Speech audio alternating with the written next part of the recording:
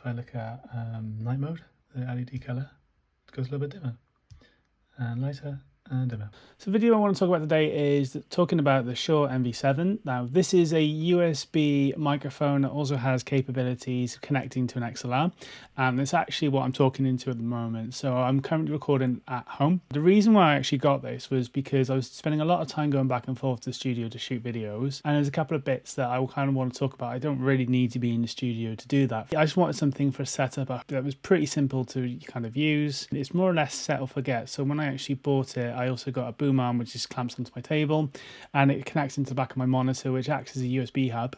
So basically, if I need to do any recording at home, any like kind of talking or coaching or like teaching and stuff, I've just basically just got this like boom arm here.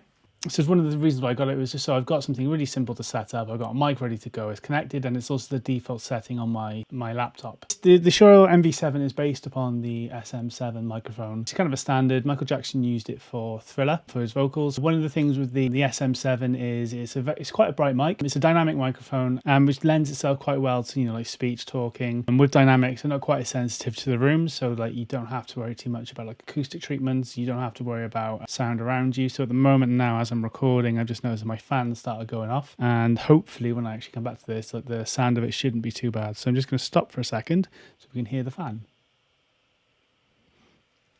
The other thing with the SM7 is the mic takes quite a lot of gain, and sometimes you might need something like a cloud lifter microphone or a little XLR phantom adapter just to boost the channel signal, because some like consumer sound cards or mic pre's might not have enough gain to actually get a decent level. With the MV7, one of the things I quite like about it is that the USB is it just connects to USB. The gain is already automatically set, and I'm just currently using it in automatic mode, set to dark, and I've set it to far away, so I'm not quite up to the mic. I actually kind of trust how it's going to sound. I'm not really too worried about that. The reason why I got it is I just wanted something that was as simple as just plug it in. I don't have to worry about it. It's more or less set and forget. On Macs, the mic gets like recognized straight away, and it'll actually come up automatically. There is like software to download if you want a bit more control on the microphone. You can just get from their website. There's like a little card that comes along with the mic in the box that actually shows you how to do that. One of the things I quite liked about it when I actually had it, the USB connections, it comes with the USB-A and also the new USB-C connection. So you more or less whichever laptop you're using, whichever like computer you're using, it should be compatible with either one. I'm currently using the USB-A connection, which is like a USB 2 connection, going to the back of my monitor which is a USB hub. So literally I've got one connection to come in from my laptop when I actually like using it. So it's just there, it's always on, and when I'm not using it, I can just mute it and put it behind the screen, and it's out of the way. So things I quite like about it, yeah, I've already mentioned that it just kind of works. You don't actually need the software downloaded to actually work it on Macs.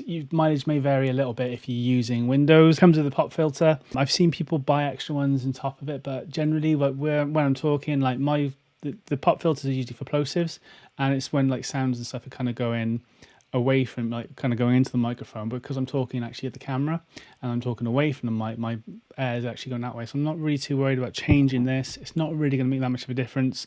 The boom arm that I got came with an additional one which is a bit bigger, but when I do that I can't quite flip it to tilt it in on itself and actually fold it away.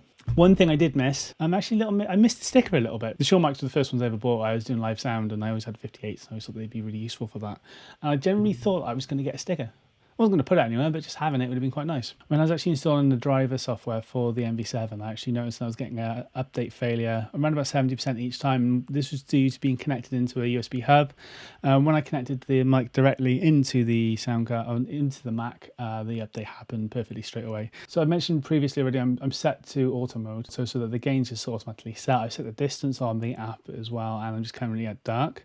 I'm not really too bothered about going through and changing settings and tweaking bits and pieces, because it's mainly going to be used for talking, for like Zoom meetings or like online sessions. It's kind of there ready to go, and I don't have to worry about it. I'm not really too worried about like setting the gain, setting the compression. This could be a really useful vocal mic, and I understand that the other settings that we've got in here is like a bright setting or like flats. That might come into it when we're actually looking at recording vocals or doing overdubs for like tracking and everything. The other thing that it's got as well is a headphone, a little mini jack headphone adapter on the back of this mic, so you can actually monitor yourself and record at the same time. So if you're going to be recording vocals, you want to do some overdubs, there's no reason why you couldn't just use this mic to do that. I've got it set at automatic mode, and I've actually got the meters on this coming up on my mic, so I can actually see how loud my level is. It's quite a nice little setting. There's also like a little dark mode as well. Now dark mode is really good because the LED, when you're in dark mode, it's like if the lights are down, it actually dims the LEDs on the mic, so it actually stops like the light coming out if working in like an ambient area. Like obviously in this room at the moment I'm not in that position. I've got like daylight, it's mid, like it's more or less the morning. And so yeah, this is more or less it. Let me know what you think in the comments. If you've got any questions about this mic or anything, give me a shout and I'll do my best to reply to you in the comments below. Thanks guys.